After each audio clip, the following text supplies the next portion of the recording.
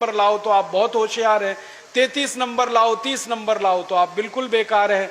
Newton को तो जिंदगी में कभी भी 30 से ज्यादा नंबर आए नहीं, बेकार है न्यूटन, वो तो सारी दुनिया में पूजा जाता है। कभी फेल, हमेशा ही फेल हुआ, पास ही नहीं हुआ कभी न्यूटन। स्कूल वालों ने निकाल दिया उसको कि हर बार फेल हो जाता है, फेल हो जाता है, ये पढ़ने लायक नहीं है। जब स्कूल ने निकाल दिया उसको, तब उसका दिमाग खुल गया और उसने गिरते हुए सेब को देख लिया और उसने गुरुत्वाकर्षण का सिद्धांत दे दिया। जो आदमी स्कूल में फेल हो गया था, अब सारी दुनिया उस पर पीएचडी करती है और उसके गुणगान करती है। माने फेल और पास होने से किसी व्यक्ति के जीवन का कोई लेना देना नहीं। आप आइंस्टाइन की अगर कहानी पढ़ोगे तो आइंस्टाइन तो 9 कक्षा के आगे पढ़ नहीं पाया कभी, निकाल दिया स्कूल ने उसको, क्योंकि वो कुछ और सोचता रहता था। स्कूल ने निकाल दिया और निकालने के बाद सारी दुनिया में E=mc² का जो सिद्धांत दे दिया, सारी दुनिया उसका गुणगान करती है और एक ऐसे आदमी को पूछती है जो स्कूल में 9 क्लास के आगे बढ़ा ही नहीं। मतलब मैं कहना चाहता हूं, 9 पढ़ जाए, 10 पढ़ जाए, 12 पढ़ जाए, 16 पढ़ जाए, इससे कुछ लेना देना नहीं। ज्ञान जो है ना, डिग्रियों से नहीं तौला जाता है। ज्ञान अलग चीज है, डिग्रियां बिल्कुल अलग चीज। मैं तो इसी देश की कहानी देखता हूं। धीरूभाई अंबानी 9 क्लास फेल हो गया, पेट्रोल पंप पे नौकरी करना शुरू किया और रिलायंस नाम का एक एम्पायर खड़ा कर दिया जो सारी दुनिया में 4.5 लाख करोड़ का है। 9 क्लास फेल आदमी 4.5 लाख करोड़ का एम्पायर खड़ा करके छोड़ गया। इसका माने ज्ञान का डिग्री से कोई संबंध नहीं है। घनश्याम दास बिरला 4 क्लास पढ़े, स्कूल और गांव छोड़कर निकल गए, लोटा लेकर कलकत्ता पहुंच गए और इतना बड़ा खानदान बना दिया, बिरला एम्पायर, जो आज लाखों करोड़ का है। 4 क्लास पास आदमी ने किया। बिरला जी कहा करते थे कि क्लास पास करना कोई महत्व की बात नहीं है जीवन की तुलना में। तो हम जीवन को जीने वाली शिक्षा हमारे विद्यार्थियों को दें, ऐसी शिक्षा व्यवस्था हम बनाएं जिसमें डिग्री का महत्व ना हो, ज्ञान का महत्व हो, परीक्षा का महत्व ना हो, सीखने का महत्व हो। पढ़ाने का महत्व नहीं हो, सिखाने का महत्व हो। अध्यापक भी सीखें, विद्यार्थी भी सीखें, दोनों सीखने की प्रक्रिया में आगे बढ़ें। ऐसी एक शिक्षा व्यवस्था हम बनाना चाहते हैं और ये पूरी शिक्षा व्यवस्था मातृभाषा पर आधारित होगी, ये अंग्रेजी पर आधारित नहीं होगी। अंग्रेज आए तो अंग्रेजी आई, अंग्रेज गए तो अंग्रेजी चली जानी चाहिए थी। क्यों हमने रख लिया इस अंग्रेजी को? अंग्रेजी में पढ़ाते हैं अपने बच्चों को, मार मार के सिखाते हैं, बच्चे बेचारे अक्सर उसमें फेल हो जाते हैं। हिंदुस्तान के बच्चे गणित में पास होते हैं, भौतिकी में पास होते हैं, रसायन में पास होते हैं, अंग्रेजी में फेल हो जाते हैं। होना ही चाहिए उनको अंग्रेजी में फेल, क्योंकि अंग्रेजी विदेशी भाषा है। मुझे आप एक अंग्रेज बताइए और दिखाइए जो हिंदी में पास हो जाए, तो मैं अंग्रेजी में पास होकर दिखा सकता हूं। जब कोई अंग्रेज हिंदी में पास नहीं हो सकता, तो हम भारत के विद्यार्थियों से क्यों अपेक्षा कर रहे हैं कि वो अंग्रेजी में पास हो? और अंग्रेजी भाषा नहीं है पास होने लायक, ये तो भाषा ही रद्दी है। इस भाषा का इतिहास जब मैंने पढ़ा, 5वीं शताब्दी में तो ये भाषा आई, माने मुश्किल से 1500 साल पुरानी है। हमारी भाषा तो करोड़ों साल पुरानी है। संस्कृत, हिंदी, मराठी, तमिल, तेलुगु, कन्नड़, मलयालम, ये तो 1500 साल पुरानी है। और दुनिया की सबसे रद्दी भाषा है अंग्रेजी, जिसकी कोई अपनी व्याकरण नहीं है जो शुद्ध हो और ठीक हो। आपको एक उदाहरण देता हूं। अंग्रेजी में एक शब्द है PUT, पुट, BUT, तो PUT पट होना चाहिए। CUT कट, BUT बट, तो PUT पट। अगर PUT पुट तो CUT कुट, BUT बुट, यही होना चाहिए ना। क्या मूर्ख लोगों की भाषा है, ग्रामर ही नहीं है। और परम मूर्खता की भाषा ये अंग्रेजी। एक शब्द है अंग्रेजी में, उसमें कहते हैं केमिस्ट्री, CHEMISTRY, केमिस्ट्री। तो यहां पे CH जो है ना, का हो गया, ठीक है। तो केमिस्ट्री में CH का हो गया, तो चोपड़ा में कोपड़ा होना चाहिए। CHOPA है ना, उसको चोपड़ा क्यों कहते हैं? कोपड़ा कहो। और CHOPA को चोपड़ा कह रहे हो तो CHEMISTRY को केमिस्ट्री कहो। फिर एक जगह CH का है, एक जगह CH चा है, कुछ समझ में नहीं आता क्या इनका हिसाब किताब है। मूर्खों की भाषा है ये अंग्रेजी। और इस भाषा की कितनी बड़ी कमजोरी है। अंग्रेजी में एक शब्द है SUN, माने सन, माने सूरज। अब किसी भी अंग्रेज माई के लाल को मेरी चुनौती है कि इसका दूसरा शब्द अंग्रेजी में से निकाल के लाए। SUN का पर्यायवाची है ही नहीं, लाएंगे कहां से? पूरी अंग्रेजी में सन का पर्यायवाची नहीं है, माने दूसरा शब्द नहीं है जो सूर्य को बता सके। अब हम संस्कृत की बात करें, सूर्य एक शब्द है, दिनकर, दिवाकर, रवि, भास्कर, मार्तंड, 84 शब्द हैं हमारे पास संस्कृत में। अंग्रेजी में एक ही है। एक शब्द है अंग्रेजी में मून, एक ही है, चंद्रमा। और हम संस्कृत में 56 शब्द हैं चंद्रमा के लिए। अंग्रेजी का एक शब्द है वाटर, माने पानी, वो अकेला एक ही है। वो नदी का पानी हो या नाले का, कुएं का हो या तालाब का, सब पानी वाटर है। और यहां भारत में हर पानी के लिए अलग शब्द है। बारिश का पानी अलग, समुद्र का पानी अलग, नदी का पानी अलग, तालाब का अलग, सरोवर का अलग, नाले का पानी अलग, कीचड़ का पानी अलग, सब पानी के लिए अलग अलग शब्द है। अंग्रेजी में एक ही है, वाटर। बहुत गरीब भाषा है अंग्रेजी, शब्द ही नहीं है उनके पास। कितने गरीब हैं, चाचा भी अंकल, मामा भी अंकल, मौसा भी अंकल, फूफा भी अंकल, फूफा का फूफा भी अंकल, मौसा का मौसा भी अंकल, कोई शब्द ही नहीं है अंकल के अलावा।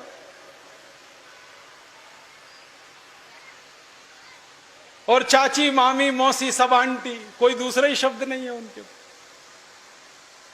हम तो मूर्ख लोग इस अंग्रेजी में फंस गए।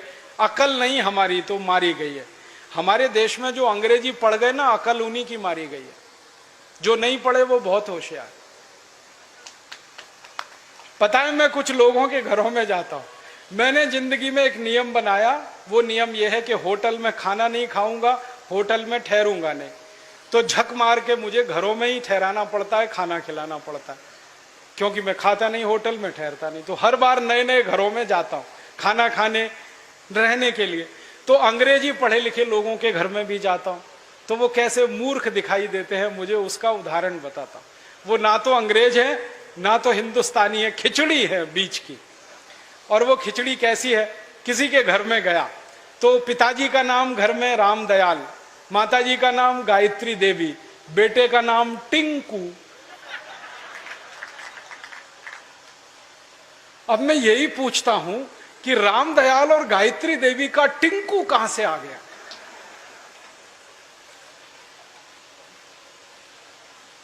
फिर मैं उनको पूछता हूं, आपको मालूम है टिंकू का अर्थ क्या है? उनको नहीं मालूम। नाम रख लिया बच्चे का टिंकू, अर्थ नहीं मालूम। ऐसे मूर्ख लोग, अर्थ मालूम नहीं, नाम रख लिया टिंकू टिंकू टिंकू।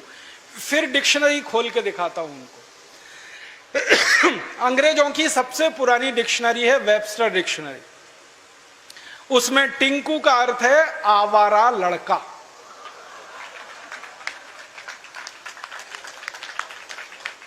जो लड़का बाप की ना सुने, मां की ना सुने, वो टिंकू है। और हम क्या कर रहे हैं, पढ़े लिखे मूर्ख लोग, आज्ञाकारी लड़के को टिंकू टिंकू टिंकू बोल बोल के आवारा बनाने की तैयारी कर। ऐसे अंग्रेजी मूर्खों के घरों में जब मैं जाता हूं तो ऐसे ही नाम मिलते हैं, बबली, डबली, डब्लू, बबलू। क्या मतलब है डब्लू, बबलू, बबली, डबली? डिम्पल, ट्विंकल, कुछ मतलब ही नहीं। कुछ भारत में नाम की कमी हो गई है क्या? और इससे भी बड़ी बड़ी मूर्खताएं मैं देखता हूं। कोई अधकचरे हिंदुस्तानी, माने आधा अंग्रेज आधा हिंदुस्तानी के घर में जाऊं तो इंप्रेशन जमाने के लिए, माने रौब जमाने के लिए अंग्रेजी झाड़ेगा। हाँ, भले गलत सलत, लेकिन झाड़ेगा जरूर, रौब पड़े उसके ऊपर। वो क्या कहेगा, हिंदी में भी बोल सकता है, वो बात नहीं बोलेगा। वो कहेगा oh Rajiv Dixit, she is my Mrs. तो मैं पूछता हूं really she is your Mrs? क्योंकि उसको मिसेस का अर्थ नहीं मालूम। मिसेस का अर्थ जानते हैं क्या है? हर देश की अपनी सभ्यता, अपनी संस्कृति होती है, तो उसमें से निकले हुए शब्द की भी अपने इतिहास और संस्कृति की व्यवस्था होती है। इंग्लैंड की सभ्यता कैसी है मालूम है? इंग्लैंड की सभ्यता में एक सबसे खराब बात है जो आपको कभी पसंद नहीं आएगी, कि वहां एक स्त्री और एक पुरुष जिंदगी भर साथ कभी भी नहीं रहते, बदलते रहते हैं। जैसे हम कपड़े बदलते हैं ना, वैसे वो एक दूसरे को बदलते रहते हैं। एक पुरुष की 20 स्त्रियां हो सकती हैं, एक स्त्री के 20 पुरुष हो सकते हैं। मेरे कई दोस्त हैं इंग्लैंड और यूरोप में जिनकी 40-40 शादियां हुई हैं, 41वीं करने को तैयार। ये उनके यहां चलता रहता। इसको उनकी भाषा में कहते हैं एक्स्ट्रा मैरिटल अफेयर्स, पर स्त्री गमन पर पुरुष गमन। तो एक पुरुष कई स्त्रियों से संबंध रखता है, एक स्त्री कई पुरुषों से संबंध रखती है। तो पत्नी को छोड़कर जितनी स्त्रियों से संबंध रखने वाले होते हैं वो सब मिसेज में जाते हैं। माने मिसेज का अर्थ है धर्म पत्नी को छोड़कर कोई भी महिला जिसके साथ आप बिस्तर में रात को सोएं वो मिसेज होती है, पत्नी को छोड़कर। अब यहां धर्म पत्नी को मिसेज बनाने में लगे हुए हैं। मूर्खों के मूर्ख पता नहीं कहां से पैदा हो। मिस्टर का मतलब उल्टा है, पति को छोड़कर कोई भी पुरुष जिसके साथ आप रात बिताएं वो मिस्टर होता है। यहां पति को मिस्टर बनाने में लगे हो। छोड़िए इन अंग्रेजी शब्दों को, इनमें कुछ दम नहीं। और एक तो सबसे खराब अंग्रेजी शब्द है, पता नहीं लोग बोलते कैसे हैं उसको, मैडम। आप जानते हैं मैडम कौन होता है यूरोप में? अंग्रेजों की संस्कृति में जहां पर परस्त्री गमन होगा वहां वैश्यावृत्ति होने वाली है कि नहीं? परस्त्री गमन, पर पुरुष गमन, वैश्यावृत्ति चरम पर होगी। तो वैश्याएं जो अपने कोठों को चलाती हैं, अपने वैश्यावृत्ति के काम में लगी हुई वैश्याओं की जो प्रमुख वैश्या होती है उसको मैडम कहते हैं।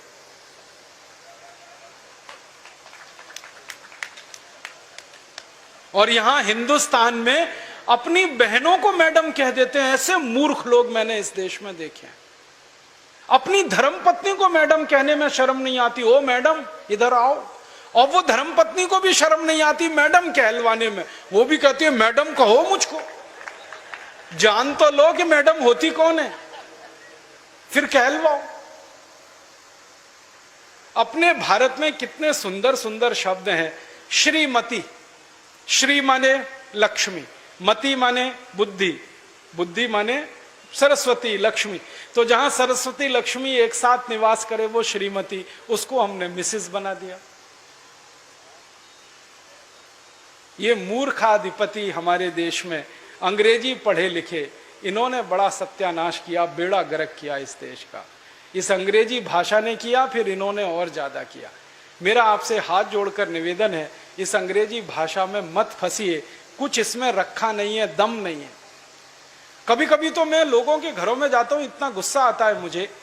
कभी कभी अंग्रेजी पढ़े लिखे लोगों के घर में जाता हूं तो छोटे छोटे बच्चे होते हैं ना, उनको उनके माता पिता कहते हैं देख बेटा अंकल आए हैं, जरा पोएम तो सुना। मैं कहता हूं भाई मैं अंकल नहीं हूं, मुझे या तो मामा बना लो या चाचा बना लो, दोनों में ही आपका फायदा है, मेरा भी फायदा है। मामा बनो तो भी फायदा, चाचा बनो तो भी फायदा, अंकल में तो कुछ रखा नहीं है।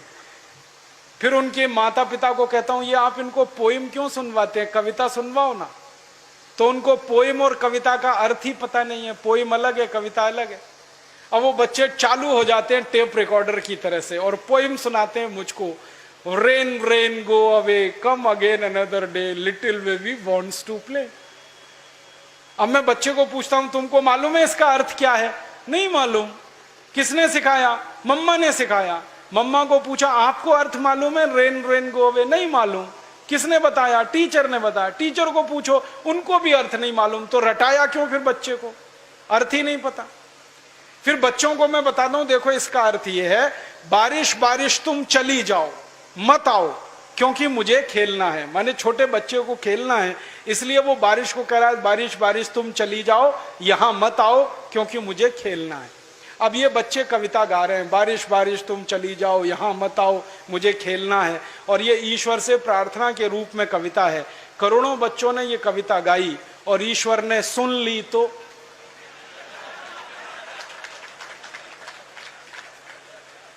बारिश को वापस बुला लिया। तो क्या होने वाला है? बारिश नहीं होगी। बारिश नहीं होगी तो सूखा पड़ेगा। सूखा पड़ेगा तो आप भी भूखे मरेंगे, मैं भी मरूंगा, किसान भी मरेंगे। इतनी अकल नहीं है हमको। ये रेन रेन गो अवे कितनी खतरनाक चीज है। हमारे भारत में 60% खेती बारिश पर होती है, 40% खेत में ही सिंचाई की व्यवस्था है। जब 60% खेती बारिश पर हो तो बारिश ज्यादा होनी चाहिए इस देश में। ऐसी कविताएं हम बच्चों को क्यों नहीं सिखाते? लेकिन वो कविताएं मातृभाषा में हो सकती हैं, अंग्रेजी में नहीं हो सकते। मैं एक मराठी मातृभाषा की कविता सुनाता हूं आपको। अर्थ बहुत सीधा है उसका। वो कविता है, ये रे पाऊसा तुला देतो पैसा, पैसा झाला खोटा, पाऊस आला मोठा। ये रे माने आओ आओ, जल्दी जल्दी बारिश तुम आओ। पाऊसा माने बारिश। मराठी में कह रहे हैं बारिश बारिश तुम जल्दी जल्दी आओ, नहीं आओ तो मैं पैसा देने को तैयार हूं, तुम आ जाओ, क्योंकि मुझे बारिश की जरूरत है, क्योंकि खेत को पानी की जरूरत है, क्योंकि 60% खेती बारिश पर आधारित है। तो भारतीय कविता बारिश को बुलाने वाली होती है और अंग्रेजी कविता बारिश को भगाने वाली होती है। क्योंकि इंग्लैंड में मौसम खराब रहता है, कभी भी बारिश आती है, इसलिए वहां के बच्चे कहते हैं रेन रेन गो अवे, क्योंकि बारिश का कोई भरोसा नहीं। 100 में से 90 नंबर लाओ, 99 नंबर लाओ, 98 नंबर लाओ तो आप बहुत होशियार हैं। 33 नंबर लाओ, 30 नंबर लाओ तो आप बिल्कुल बेकार हैं। न्यूटन को तो जिंदगी में कभी भी 30 से ज्यादा नंबर आए नहीं, बेकार है न्यूटन।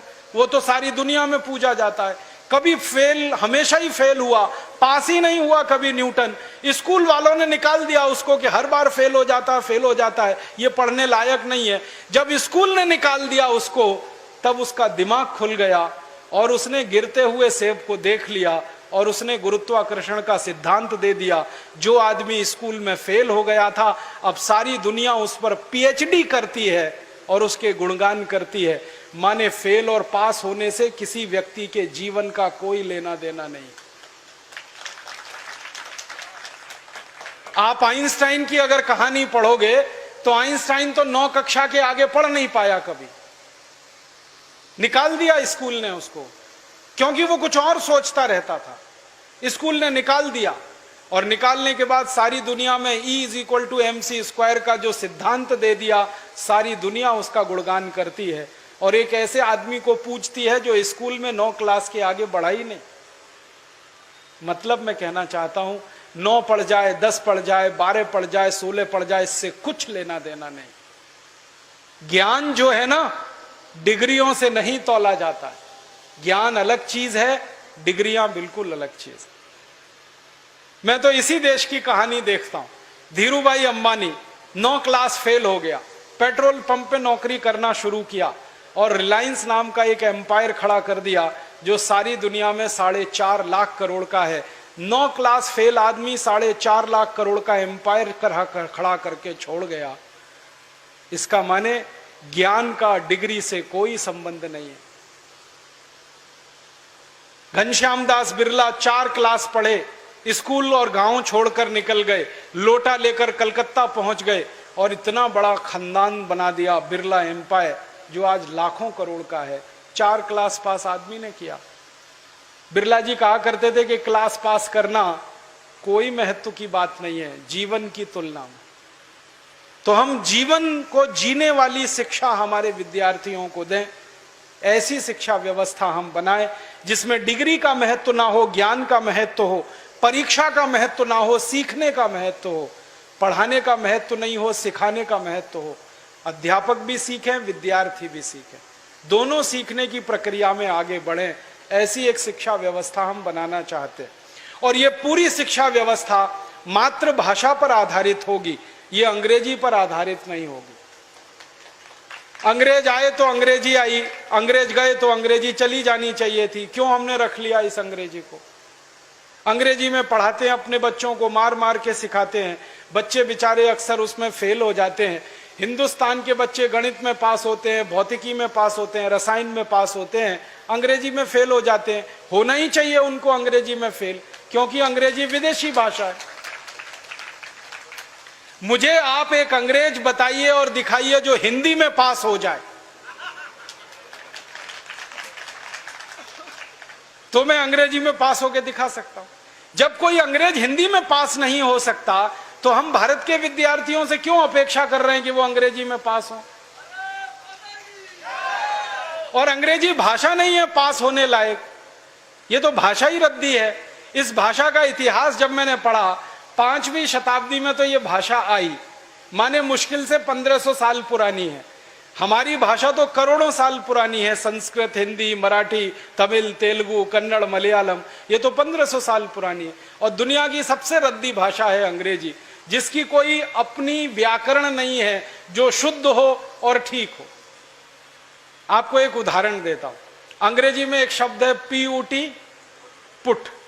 BUT तो PUT पट होना चाहिए। CUT कट, BUT बट, तो PUT पट। अगर PUT पुट तो CUT कुट, BUT बुट, यही होना चाहिए ना। क्या मूर्ख लोगों की भाषा है, ग्रामर ही नहीं है। और परम मूर्खता की भाषा ये अंग्रेजी। एक शब्द है अंग्रेजी में, उसमें कहते हैं केमिस्ट्री, CHEMISTRY, केमिस्ट्री। तो यहां पे CH जो है ना, का हो गया, ठीक है। तो केमिस्ट्री में CH का हो गया, तो चोपड़ा में कोपड़ा होना चाहिए। CHOPARA है ना, उसको चोपड़ा क्यों कहते हैं? कोपड़ा कहो। और CHOPARA को चोपड़ा कह रहे हो तो CHEMISTRY को केमिस्ट्री कहो। फिर एक जगह CH का है, एक जगह CH चा है, कुछ समझ में ही नहीं आता क्या इनका हिसाब किताब है। मूर्खों की भाषा है ये अंग्रेजी। और इस भाषा की कितनी बड़ी कमजोरी है। अंग्रेजी में एक शब्द है SUN, माने सन, माने सूरज। अब किसी भी अंग्रेज माई के लाल को मेरी चुनौती है कि इसका दूसरा शब्द अंग्रेजी में से निकाल के लाए। SUN का पर्यायवाची है ही नहीं, लाएंगे कहां से? पूरी अंग्रेजी में सन का पर्यायवाची नहीं है, माने दूसरा शब्द नहीं है जो सूर्य को बता सके। अब हम संस्कृत की बात करें, सूर्य एक शब्द है। दिनकर, दिवाकर, रवि, भास्कर, मार्तंड, 84 शब्द हैं हमारे पास संस्कृत में। अंग्रेजी में एक ही है। एक शब्द है अंग्रेजी में मून, एक ही है, चंद्रमा। और हम संस्कृत में 56 शब्द हैं चंद्रमा के लिए। अंग्रेजी का एक शब्द है वाटर, माने पानी। वो अकेला एक ही है, वो नदी का पानी हो या नाले का, कुएं का हो या तालाब का, सब पानी वाटर है। और यहां भारत में हर पानी के लिए अलग शब्द है। बारिश का पानी अलग, समुद्र का पानी अलग, नदी का पानी अलग, तालाब का अलग, सरोवर का अलग, नाले का पानी अलग, कीचड़ का पानी अलग, सब पानी के लिए अलग अलग शब्द है। अंग्रेजी में एक ही है, वाटर। बहुत गरीब भाषा है अंग्रेजी, शब्द ही नहीं है उनके पास। कितने गरीब हैं, चाचा भी अंकल, मामा भी अंकल, मौसा भी अंकल, फूफा भी अंकल, फूफा का फूफा भी अंकल, मौसा का मौसा भी अंकल, कोई शब्द ही नहीं है अंकल के अलावा।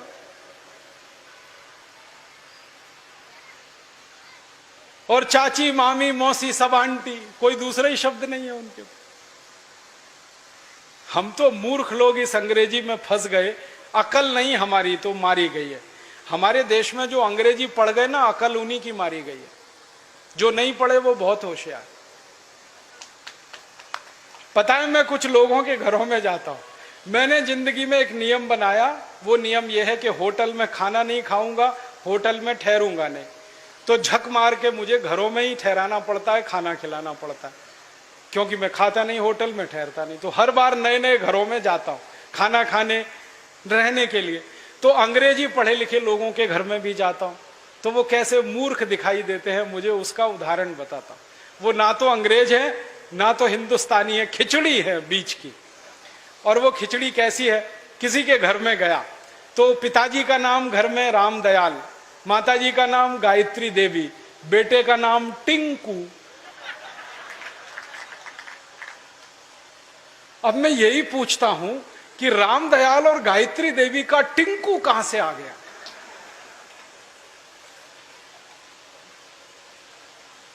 फिर मैं उनको पूछता हूं आपको मालूम है टिंकू का अर्थ क्या है? उनको नहीं मालूम। नाम रख लिया बच्चे का टिंकू, अर्थ नहीं मालूम। ऐसे मूर्ख लोग, अर्थ मालूम नहीं, नाम रख लिया टिंकू टिंकू टिंकू। फिर डिक्शनरी खोल के दिखाता हूं उनको। अंग्रेजों की सबसे पुरानी डिक्शनरी है वेबस्टर डिक्शनरी। उसमें टिंकू का अर्थ है आवारा लड़का।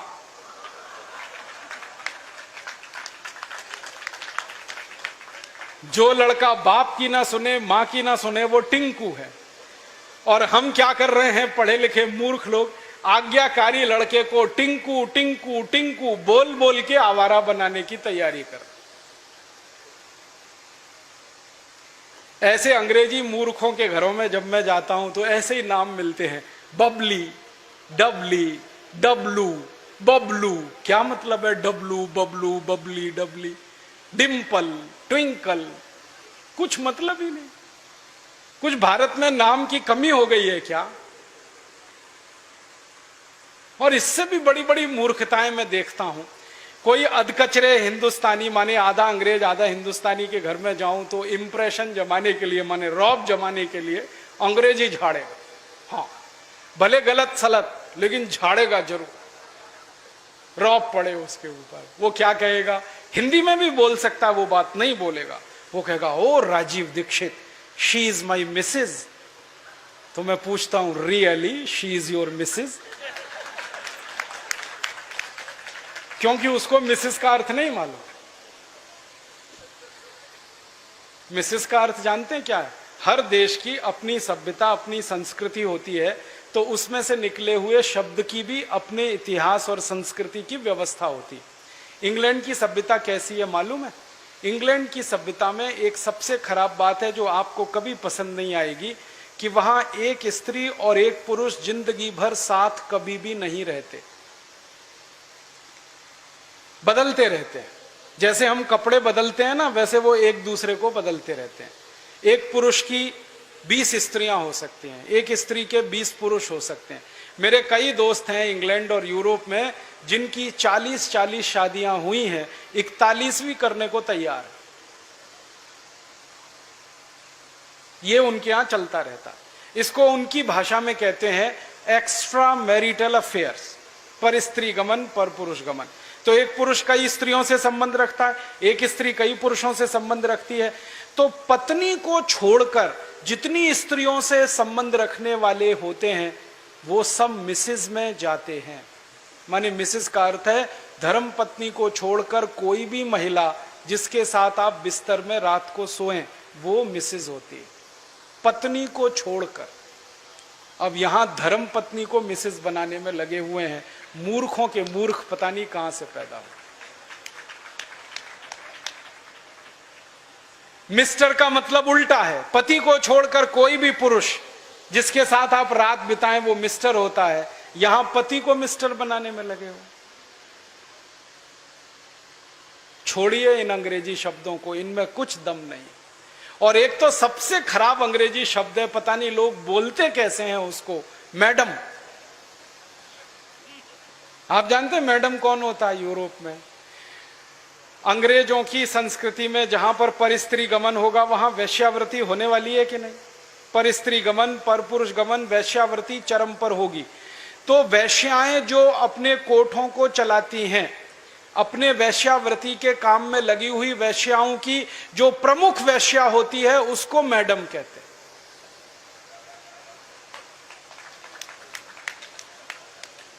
और यहां हिंदुस्तान में अपनी बहनों को मैडम कह देते हैं। ऐसे मूर्ख लोग मैंने इस देश में देखे हैं।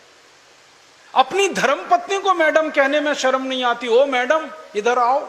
और वो धर्मपत्नी को भी शर्म नहीं आती मैडम कहलवाने में, वो भी कहती है मैडम कहो मुझको। जान तो लो कि मैडम होती कौन है, फिर कहलवाओ। अपने भारत में कितने सुंदर सुंदर शब्द हैं। श्रीमती, श्री माने लक्ष्मी, मति माने बुद्धि, बुद्धि माने सरस्वती, लक्ष्मी। तो जहां सरस्वती लक्ष्मी एक साथ निवास करे वो श्रीमती, उसको हमने मिसेस बना दिया। ये मूर्खाधिपति हमारे देश में अंग्रेजी पढ़े लिखे, इन्होंने बड़ा सत्यानाश किया, बेड़ा गर्क किया इस देश का। इस अंग्रेजी भाषा ने किया, फिर इन्होंने और ज्यादा किया। मेरा आपसे हाथ जोड़कर निवेदन है, इस अंग्रेजी भाषा में मत फंसिए, कुछ इसमें रखा नहीं है, दम नहीं है। कभी कभी तो मैं लोगों के घरों में जाता हूं, इतना गुस्सा आता है मुझे। कभी कभी अंग्रेजी पढ़े लिखे लोगों के घर में जाता हूं तो छोटे छोटे बच्चे होते हैं ना, उनको उनके माता पिता कहते हैं देख बेटा अंकल आए हैं, जरा पोएम तो सुना। मैं कहता हूं भाई मैं अंकल नहीं हूं, मुझे या तो मामा बना लो या चाचा बना लो, दोनों में ही आपका फायदा है, मेरा भी फायदा है। मामा बनो तो भी फायदा, चाचा बनो तो भी फायदा, अंकल में तो कुछ रखा नहीं है। फिर उनके माता पिता को कहता हूं ये आप इनको पोएम क्यों सुनवाते हैं, कविता सुनवाओ ना। तो उनको पोएम और कविता का अर्थ ही पता नहीं है, पोएम अलग है कविता अलग है। अब वो बच्चे चालू हो जाते हैं टेप रिकॉर्डर की तरह से और पोएम सुनाते हैं मुझको। Rain rain go away come again another day little baby wants to play. अब मैं बच्चे को पूछता हूं तुमको मालूम है इसका अर्थ क्या है? नहीं मालूम। किसने सिखाया? मम्मा ने सिखाया। मम्मा को पूछा आपको अर्थ मालूम है रेन रेन गो अवे? नहीं मालूम। किसने बताया? टीचर ने बताया। टीचर को पूछो, उनको भी अर्थ नहीं मालूम। तो रटाया क्यों फिर बच्चे को? अर्थ ही नहीं पता। फिर बच्चों को मैं बताता हूं देखो इसका अर्थ ये है, बारिश बारिश तुम चली जाओ मत आओ क्योंकि मुझे खेलना है। माने छोटे बच्चे को खेलना है, इसलिए वो बारिश को कह रहा है बारिश बारिश तुम चली जाओ, यहां मत आओ क्योंकि मुझे खेलना है। अब ये बच्चे कविता गा रहे हैं, बारिश बारिश तुम चली जाओ, यहां मत आओ, मुझे खेलना है। और ये ईश्वर से प्रार्थना के रूप में कविता है। करोड़ों बच्चों ने ये कविता गाई और ईश्वर ने सुन ली तो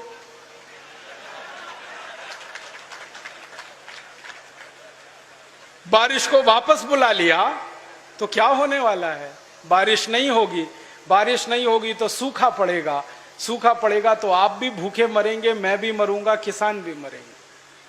इतनी अकल नहीं है हमको। ये रेन रेन गो अवे कितनी खतरनाक चीज है। हमारे भारत में 60% खेती बारिश पर होती है, 40% खेत में ही सिंचाई की व्यवस्था है। जब 60% खेती बारिश पर हो तो बारिश ज्यादा होनी चाहिए इस देश में। ऐसी कविताएं हम बच्चों को क्यों नहीं सिखाते? लेकिन वो कविताएं मातृभाषा में हो सकती हैं, अंग्रेजी में नहीं हो सकते। मैं एक मराठी मातृभाषा की कविता सुनाता हूं आपको, अर्थ बहुत सीधा है उसका। वो कविता है, ये रे पाऊसा तुला देतो पैसा, पैसा झाला खोटा पाऊस आला मोठा। ये रे माने आओ आओ, जल्दी जल्दी बारिश तुम आओ। पाऊसा माने बारिश। मराठी में कह रहे हैं बारिश बारिश तुम जल्दी जल्दी आओ, नहीं आओ तो मैं पैसा देने को तैयार हूं, तुम आ जाओ क्योंकि मुझे बारिश की जरूरत है, क्योंकि खेत को पानी की जरूरत है, क्योंकि 60% खेती बारिश पर आधारित है। तो भारतीय कविता बारिश को बुलाने वाली होती है और अंग्रेजी कविता बारिश को भगाने वाली होती है। क्योंकि इंग्लैंड में मौसम खराब रहता है, कभी भी बारिश आती है, इसलिए वहां के बच्चे कहते हैं रेन रेन गो अवे, क्योंकि बारिश का कोई भरोसा नहीं।